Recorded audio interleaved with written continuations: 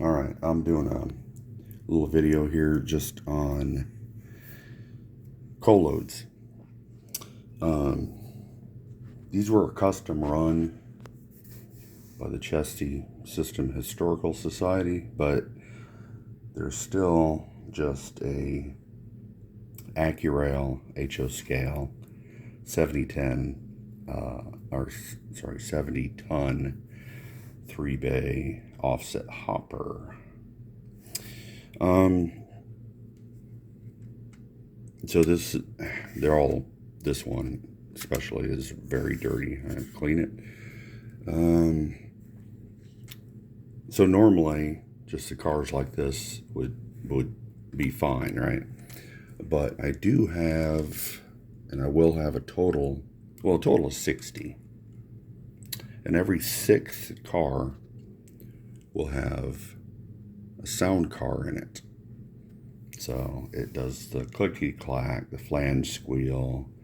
When you apply the brakes, you can hear the squeal of the shoes against the wheels.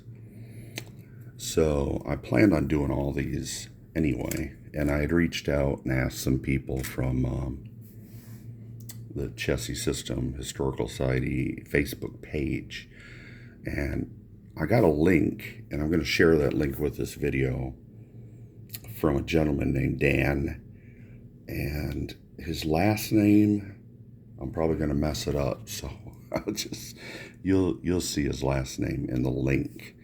And I want to thank him for taking the time to do his version, because mine it's very similar.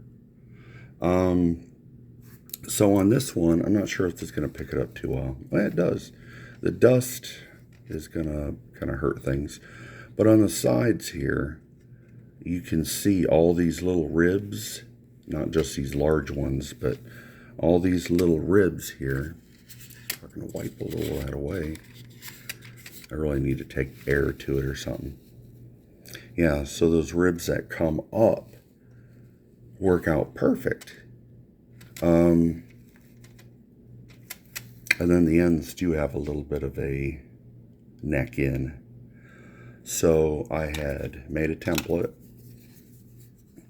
I had a little bit of black plastic. This is 40 thousandths inch styrene, and I wanted to use it as a base. Now, if you were to go 60 thousandths, this just happened to be what I had, and I have a lot of it, mostly in the color white. So this is my template for making each one, and I wanted to be able to just basically see, you can just drop it right in there, and it lands on those little steps. So this might be, I don't know how many other coal cars have that feature. So you'll see in Dan's video, he had just put foam on the underside of both sides. So I just take a piece of tape here and I can just lift that right out. And that's how I test them. Now I'm going to go on the record saying I do not recommend you do this, but this is how I did it. So here's all my strips. I've done 20 so far. And when I say done 20, I mean put the foam on the plastic. Every one of these have already been tested in a car. Now they need to be like the little offsets here, or where it necks in. I need to trim that back. But what I typically do is I'll take my calipers, and I think I set it at 0.1 inch, and then I just run it along the sides, and so you got 40 thousandths here, then about another 60 thousandths. That's actually kind of low. This is a EVA type foam. It's actually quite stiff. It gives, but it's very, very stiff. So I use contact cement to put that on there. And I've got 20 of these done. And so my next step is to go ahead, and these were the strips off a large sheet. And I forget the brand name. Is it Evergreen? But they do a lot of different styrene stuff, and this just happens to be the 40 thousandths thickness. Now what I did, and I'm going to put a disclaimer, I'm going to say a disclaimer and then put one in on the video. I do not recommend doing what I did. There are other ways to do this. I set up my table saw and I played with the width until I could run these pieces through the table saw. The blade is a very fine tooth, and let's just say for a second this plastic is the fence. I had like some fingers behind the fence, so my hand was never in the way of the blade because it's only this wide and the fence sticks up pretty good. So I put my hand behind it and just made sure I put pressure down. I could slide it this way, and my other hand would just kind of help guide it. And I knew if I did it that way, I would get very consistent results, and I did. So every time I do the length, snap one off. I don't have the tool here right now, but I've got a little triangle, and what I'll do is put that triangle, basically, it's pretty straightforward. You just put the template on there, and then I would put the triangle back here and scribe it just a few times with a X-Acto knife and snap it. And then I would go ahead and put it in here on edge and flip it around both sides, make sure it fits. And I don't want much slop at all. I don't know if you can see it. Yeah, there we go. There's a line on there, and that just kind of shows how far back I go to put that on. Still use this as a template. But again, there's other ways to do this, so it made me very nervous to cut it. Not only did I push my luck, I think the blade was only about a 1/4 inch high. Not only did I push my luck on these, I cut the foam strips that way too. And this, I never had an issue, but again, I would not recommend it. You can see how nice and clean. It's got some dust and stuff. But other than that, the dust is not a type that would get in your lungs and cause any, like dust normally does. It comes off almost like just very, very tiny pieces, and you sweep it up when you're done, because I had quite a mess. But that also made sure I was holding consistency. The only other thing I can think of is a craft store might have a table where you can put things on it, and then there's a bar that goes across, and it's got like a razor cutter. I mean, you can use, it may be a little harder to get the accuracy, but just a large straight edge. And if I could, oh, here it is.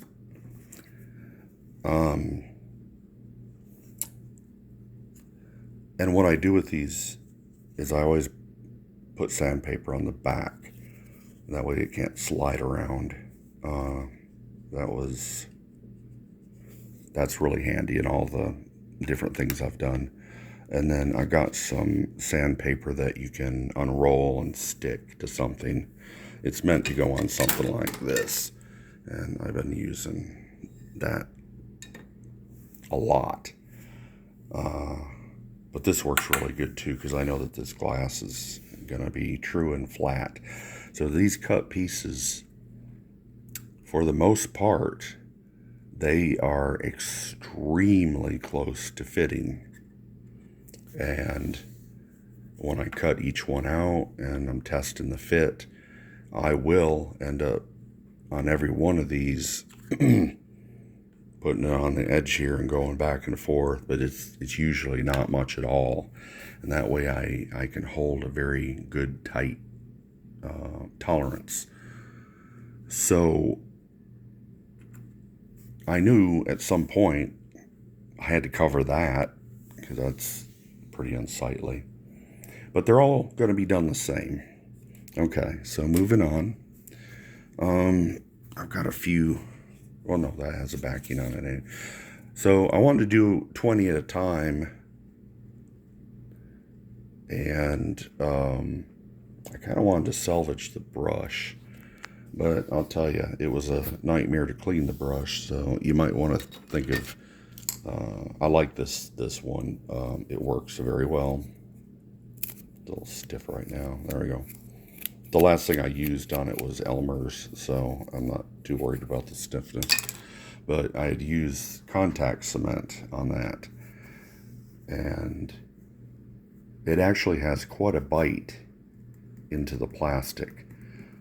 So if you set it wrong, I had one of the pieces cut, the foam, a little short. And I ended up tearing it off, but I could see where the plastic had, I wouldn't say melted, it got a little soft, and that's fine. Once it dries, it's fine. Going back to the foam, it is EVA foam. A lot of people use this in cosplay and like building outfits, and they look awesome. This is the 10 millimeter type, and I had got it on Amazon. I'll probably go ahead and put a link. Same thing, if you can just use a straight edge or something to cut. So I just feel very uneasy about someone watching my video and then losing a finger over a coal load. So what you do is your own business on that. But for me, I did it and took the chance because I wanted accuracy. So I am not completely done, but the next step, and you'll see it in the link. Once I scribe that line on there, I know not to go below it, and that line stays on there. I'll do one real quick. Okay, so you should be able to see that. I just did it, and like I said, it's 0.1. It's pretty low down there. And then the 10 millimeter height is more than enough. I don't think I have trimmed one up that I can just drop in here right now, but what I'll do is just put this on its side and sand it some. And in Dan's link, I'll put on there, he shows where you start going in, cutting like a 45 off the sides. Some of his loads, it has more humps to it, and they would have that. Typically closer to when the coal car was loaded, and then over time, it just depends on how far these cars were going. The vibration and banging on the track would start to level them out. So you'll trim all that up, and then the thing that I like to use, I've got two different sizes of this. It's just a 1/2-inch drum, and all of them came with the All I needed was the wheels. But anyway, I use that and go around, and it sculpts so easily. Now that's I think an 80 grit, and I've got another one that's a higher grit. I think I did hit it a little bit, but it might be overkill. May not need that. And then I got some of this. The great thing is, once I had it formed, I kind of wish I would have had a picture of it now, because well, I got two of them here, and then I put down this parchment paper so I can reclaim any that's fallen off, and you will get a lot that fall off. Again, in Dan's link, you'll see how he puts it on. You just brush Elmer's on. You want to get a decent amount. You don't want it running off the sides, but you want to get a decent amount on there. And then go ahead and sprinkle it on. I think he was using a spoon or something, but I actually just took mine and the bag and just carefully went across the load. So I hadn't shown that yet. It's not 100% finished. It's about as close as I'm going to get for this video. Now on mine, I just see it's got like 3 high spots and 2 little low spots. In his, it's a little more choppy. And the great thing about that is it's totally up to you. How it's almost an artistic thing, and I'm not used to that, but it is fun. And then afterwards, per his instructions, and I tried using this is just a little syringe, and I thought either that or I forgot what you call it. It's like a little baster type thing would work well, but he sprays it through just a regular sprayer, and it's 1 part Elmer's glue to 8 parts water. And then you want to put probably at least 2 to 3 drops of, say, like Dawn in there, and mix it up good. It sounds a little strange to put the Dawn in there, and it doesn't take much. But what that does, and I've seen it happen when I did ballast on my railroad, is if you try to use, I wasn't spraying, I was using a dropper. What will happen is that drop will hit the ballast or this or whatever, and it'll want to kind of, it doesn't spread out. It just wants to stay like a little bubble. And then it attracts the ballast or coal up around that droplet. And when it dries, it looks really awful. So it's important to have that soap in there, because what it does is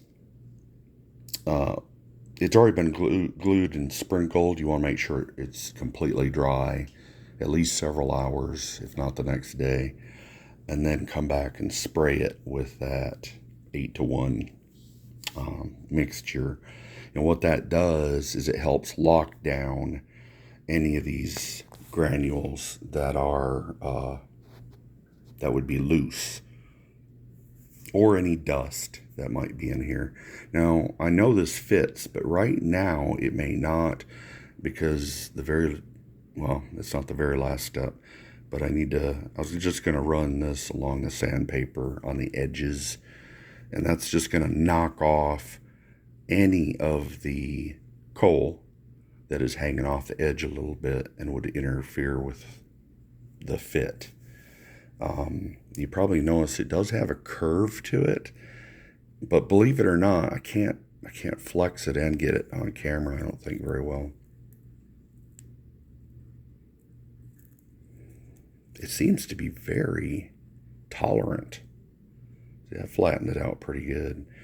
The foam does stick out just I don't know, 1/1000th or 2 more than the plastic. And that offers a tiny bit of interference fit when you put the coal load in, and that's good. You don't want it in there so hard you can't, you have to fight to get it out. But I want to be able to put it in either it's original box or however I'm going to carry these things. And I don't want them all falling out. I want them to fit a little tight. And I think in my case, if I ever want to remove one, I'll just take an X-Acto and come in on the side here and just lift. But anyway, I think that covers just about everything, except the last step. And Dan was right. When you do cover this with the spray and let that set and totally dry, the Elmer's glue will kind of dull the finish a bit. So I had ordered some gloss clear spray, and that's really the last step, is to lightly hit it. I'm not going to drown it. You just lightly hit it with some of that. I'll probably put a bunch of these on a stick or something and hit 10 or more at a time, and then it'll shine that back up. But that's it. Yeah, it's very similar to what he did. I'm just utilizing those little ribs on the side, and it catches this very well. I don't know that I'll want to make the humps on mine quite as many as he did, but that's, again, completely up to you how you do it, and you can guarantee no two loads are going to be the same. And once you get set up with everything, this foam is plenty enough to do 60 plus cars. I had enough styrene. The foam, I want to say, was close to $20. Elmer's glue doesn't cost hardly anything. This has been sitting around a while. I think I ordered it directly from them because they're large sheets. It's not what you normally see at a hobby shop, I don't think.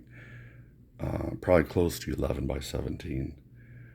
The coal, and doing it this way, I've seen a lot of people, they make a shelf and then they pile up a bunch of this coal, and it's like, oh man, there's so many problems there to try to get it to all stick and stay. And again, I wish I would have taken a photo or something before I sprinkled the coal on, because it looked really good even without the coal. But obviously you have to have that texture, so you see it's coal. And the fact that this is black will hide everything. I only sprinkled that across there once, and again, do it on something, some kind of paper, some kind of whatever that you can easily lift up when you're done. Kind of fold a little bit and pour it right in your bag, back in the bag. I don't know yet, but I have a pretty strong feeling these two bags are going to cover all 60 cars, because it doesn't need much. And then once it's locked down with the spray you make up, and if you want to go back and hit it with I think Dan had used a semi-gloss or satin. I think I like the shiny look, but I'm not gonna, spray it really heavy. I want it to brighten up just a little bit, and that's it. I mean, this is, when I was looking at coal loads, I'm like, I have 60 cars here, and they're wanting, I think the average was, well, it was all over the place, but somewhere around $9 for two. I'm like, no, I'm not doing that. That's crazy. Anyone can do this. It's straightforward. Again, I'll say, maybe just use something like a straight edge, or if you set up some kind of jig and can mass produce these. So all you really have to do is, if you have a straight edge, cut along there, and if you're careful enough, you get a nice good straight line. Like taking my sanding block, for instance, if I were to put that on there and measure it with the calipers and hold this as I run the X-Acto down the length, then they'll just snap off. That's a much safer way to do it. But yeah, and like I said, whatever shape you want to see, and you if you're doing them, no two are ever going to look the same. I don't want them all to have like 3 peaks like that. I'll probably have 4 and 5, and just, and then I mean that's going to look really good. And I didn't show it, but there's all the cars. B&O, C&O, and Chessie. Chessie being probably the main. I've got 5 of the sound cars completed, but I need another 4. I got 4 boxes left. And I have the electrical pickup and everything. I should probably go ahead and finish those. But I skipped a couple steps forward in order to get to this point. I wanted to see the final product before I went any further. So now I got to rewind and do all these. I've got 20, and I need another 40. With the contact cement, when I did 20, that might have been a little too much. You might get about half of them done, and then you can start assembling a few of the first ones you did, because they have to sit for at least 20 minutes, and it should feel dry, especially the bottom of the EVA foam will feel, you can touch it, it's not going to stick to your fingers, and that's what you want. But when you put them together, I kind of just use both hands and straddle my fingers like that and just slowly bring it in, because once they touch, they're not coming apart. And I've learned it's better to don't try to get really accurate when you cut this on the back side. I had one that was too short, and I did peel it off, but it about destroyed the plastic. So I cut these just a little bit, and what I would do is just take a utility knife where I want it and press and go back and forth a little bit, and it cuts right through it. This foam is really, really good stuff. So that's where I'm at. I might insert another very quick video showing the finished co-load, either one or maybe a few, it just depends, because I'm going to go all the way back to this step, and I got to make 40 more of these, and then I've got all the strips for the foam laying over there. There's all the boxes from the original cars, and then I was doing all my work over there on the table as far as the rubber cement and the cutting, because there's not enough room here. And so that's it. I mean, I hope that, because I've been looking, and like I said, I didn't want to pay that, and most model railroaders will have no problem whatsoever doing this. If you got a different type of car, just look and see, is there any little feature I can use for that to land on? If not, again, like I said, I think Dan had just put a little more foam underneath a strip of foam. And for me, I just wanted a little more backbone, the styrene piece. That's one of the only major differences. But I'll put his link on there again, and thank you, Dan, for having that out there for us to see.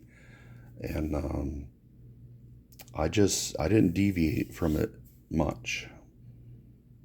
I just, and this is just what works with mine. But you can be creative. Maybe the foam under the ends like Dan does, it works better because yours doesn't have any of these lips on the side. And I don't want to do anything that's gonna modify the car. Every one of these has a separate number, and they turned out really good. In that reflection, you can see their decals. And then what's fun is got the ones on the end you have to do too. And then at some point, I think I'd like to take the wheels off and airbrush them with a rust color. But that's pretty much it. It's just rinse and repeat, and it's going to take a while. But I did want to skip forward so I was excited to see what it's going to look like. I won't have the spray until next week sometime, but once that's done, I'll probably show real quick what it looks like. Put a link in this video. All right, well, thank you very much for watching. I hope this helps. And again, thank you, Dan, for your page there, because I wasn't quite sure what direction I was going, and your page narrowed it down to something I know I could do and be very happy with. So thank you.